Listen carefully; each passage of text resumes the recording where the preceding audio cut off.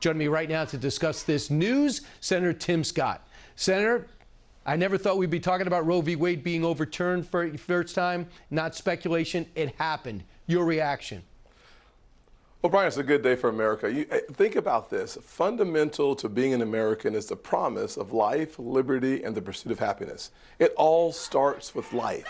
So protecting life on the national level, we should all celebrate today, or yesterday, should I say, as a really powerful day. Every day should be a day of celebration of life. People have pointed out abortion's not banned, it's just returned to the states. And if the state that you're in does not answer that question adequately, go to another state.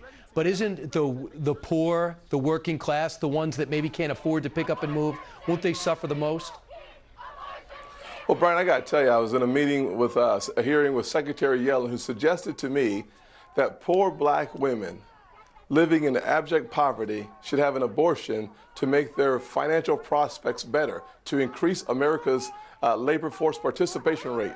As a kid born and raised in poverty, I can't think of anything more objectionable than to suggest that my life doesn't matter and it should have been ended before it started. I will tell you that all those folks, millions of Americans living in poverty today, right, there is a chance, a really good chance, that life will get better. That doesn't happen if you're aborted. President Biden, a few hours later, addressed the country, didn't take questions, but didn't take long to call out President Trump. Let's watch. It was 3 justices named by 1 president, Donald Trump, who were the core of today's decision to upend the scales of justice and eliminate a fundamental right for women in this country. This decision is a culmination of a deliberate effort over decades to upset balance of our law. Trump's fault. Fear-mongering is really what President Biden just talked about. He's fear-mongering. The truth is, I am so thankful that over the last 3 or 4 years, we were able to put 300 federal judges on the bench and 3 conservative Supreme Court justices. This is the firewall that America needs. I am thankful that I was a part of making that happen. We should all celebrate those who are originalists, those who read the text, the textualists, who understand and appreciate. If it isn't in there, don't pretend that it is. People would point out that maybe Trump's greatest accomplishment, Joe Biden looks at it as his greatest detriment. I want to move on to another consequential issue, and that's gun legislation, the most significant to pass since 1993. You voted against this bipartisan deal that seems to get a lot of what Republicans wanted. More money for school security, more money for school social services, for mental health. You talk about not raising the age to 21, being able to look into a minor's background before they turn 18. It seems a lot to what Senator Tim Scott wants. Why didn't you vote for it? Well, I did vote for it, actually. I voted for us to stop pretending that we have a solution for the problem and start the conversation where the solution begins.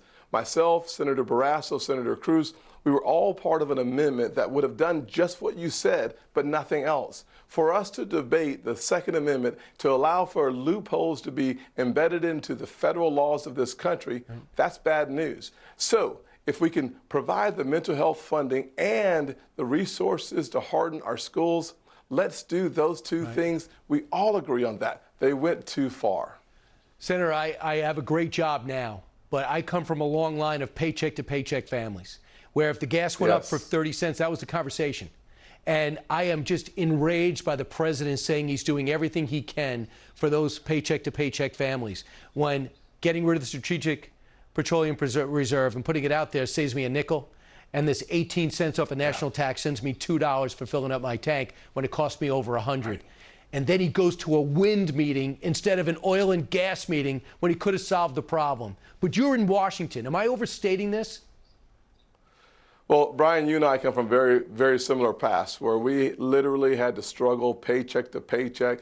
And the last thing that the American people want from Washington is another gimmick. When President Obama says a gas tax holiday is a gimmick, Republicans and Democrats agree. When we know that the first day President Biden was in office, he shut down the Keystone XL pipeline that would provide 700,000 barrels of oil every single day to Americans, we know that what he's saying now is once again pivoting away from the responsibility that should be borne on his shoulders. When we lack certainty and predictability, our folks in the energy sector, they can't go excavate energy. There's too much inconsistency, instability, and insecurities to provide Americans with American energy. President Biden can send confidence to the market simply by saying, I'm signing the XL pipeline, the Keystone XL pipeline.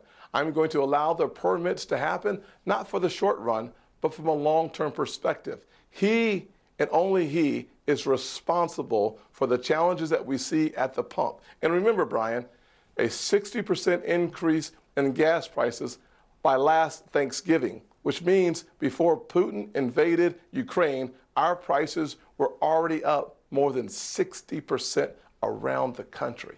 You just quoted Fed chair, just reappointed by Joe Biden, Jerome Powell. He said the exact same thing in a testimony. Wow. So anytime you say Putin price hike, the president is playing politics, and we can't even get baby formula, can't fill up a tank in a reasonable way. He tells us to buy electric cars that cost $60,000. I've never seen someone so detached. I wonder if they could fit that on his little card and tell him to speak coherently on this issue because it matters so much. Senator, thanks so much.